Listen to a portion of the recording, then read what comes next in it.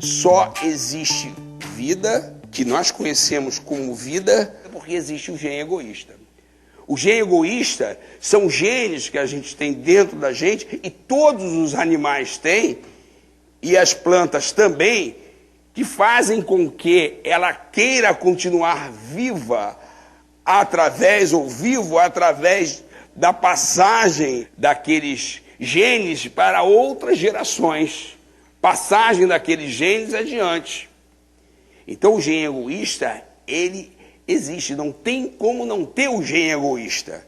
Se alguém disser que não tem, não entendeu absolutamente nada, não tem nenhum problema você ter, você só não pode deixar que ele te tenha.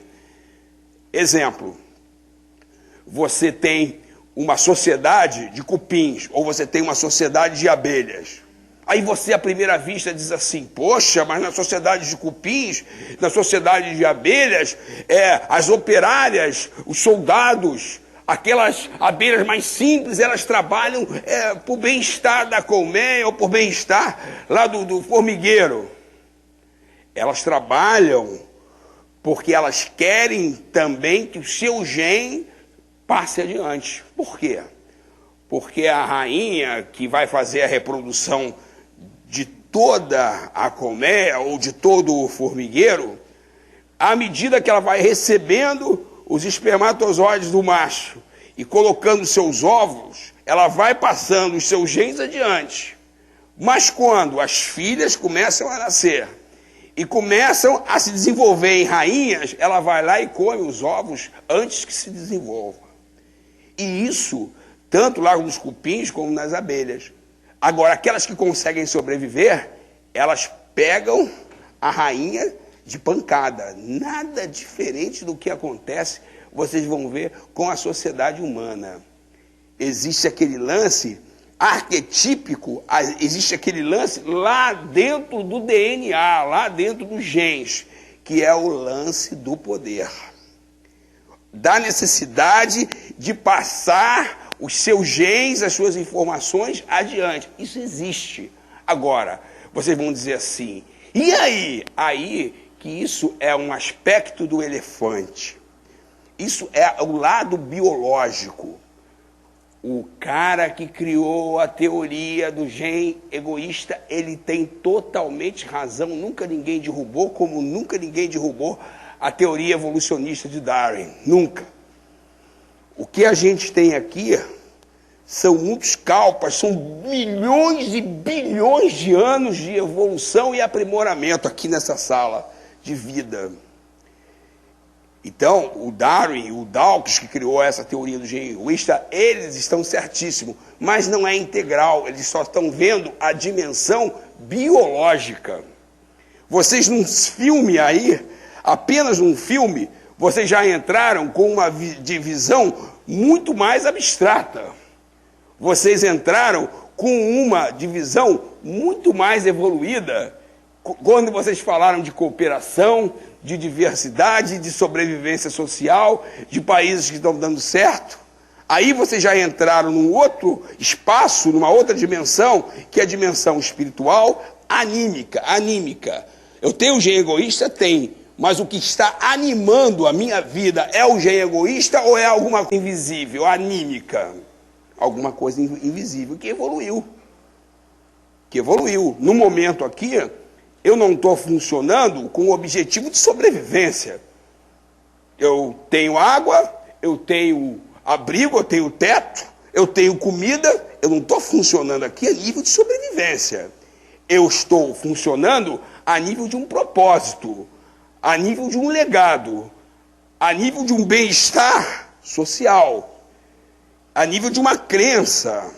Essa crença me leva a comportamentos ou coisas invisíveis que eu não percebo. Então aí a gente chama espiritual. Às vezes, a pessoa quer impor às outras os seus valores, as suas crenças, as suas ideias e os seus genes. Ou os seus genes, o certo. Ok? Mas que isso não é uma forma inteligente de você fazer com que a sociedade venha a ser melhor. Então reparem que já existiram muitas guerras no nosso planeta. Já existiram muitas guerras e continuam existindo guerras nas nossas civilizações. E essas guerras existem, como esse ator aqui está representando a bomba atômica estourando sobre Hiroshima, para lembrar que já existiu isso, e para lembrar que o gene egoísta ele existe dentro da gente. Agora, não tem problema nenhum, desde que a gente não deixe ele comandar as nossas decisões. Mesmo o cérebro não sendo perfeito, se você conseguir treinar com bastante determinação, bastante afinco, o treinamento do seu cérebro, assim como o treinamento do seu músculo, leva à mudança da matéria.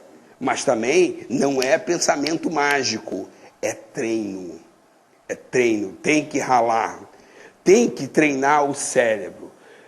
Quando o nosso cérebro não estiver funcionando bem, o egoísmo, o egocentrismo estiver dominando, a gente tem que ter pessoas que nos amem, principalmente nas equipes que nós trabalhamos, que mostram um cartãozinho assim, tipo, epa, epa, mostra um cartãozinho para a gente saber que a gente começou a detonar de comportamento, ou a gente não está no comportamento mais adequado. Quando nós aprendermos as cores tornam a coisa mais fácil. Então, se eu estou com um humor ruim, se, por exemplo, eu estou numa discussão no hospital, para a gente dividir os horários, aí eu quero que todo mundo abra a mão do horário, menos eu, alguém chega assim e me dá um cartãozinho vermelho, que significa, pô, o teu egoísmo está demais. Mas eu não vou atingir a minha identidade. Aquilo ali é a cor vermelha. Porque todo mundo tem todas as cores. Todo mundo tem todos os memes. Todo mundo tem todos os botões de ativação de comportamento. Dentro do grupo, do mesmo grupo de interesse, alguém chega e mostra um cartãozinho azul, eu falo, ih, caramba, eu estou muito rígido. E as regras estão tomando conta de mim ao invés de eu tomar conta das regras. Se mostra um cartão laranja, epa, eu quero me dar bem, não estou nem aí para os outros que se darem. Então as cores elas vão assinalar níveis quânticos de comportamento, níveis quânticos de estratégia, níveis quânticos de atitudes.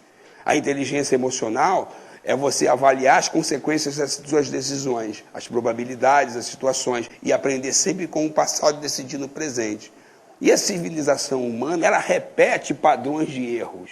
Não evolui. Não evolui que para evoluir, o pensamento tem que melhorar. Um problema ele só pode ser resolvido com um nível de pensamento acima daquele que ele foi criado. Você vê em qualquer vara de família, o pai e a mãe saindo no pau lá para discutir coisas do filho, aí você pergunta assim, mas vem cá, para que vocês estão discutindo? Pelo bem do meu filho e você, pelo bem do meu filho, então vamos fazer um acordo. Mas o gene egoísta deixa. Porque eles estão os dois no mesmo nível quântico. Ou seja, não querem ouvir, não querem negociar, não querem ceder.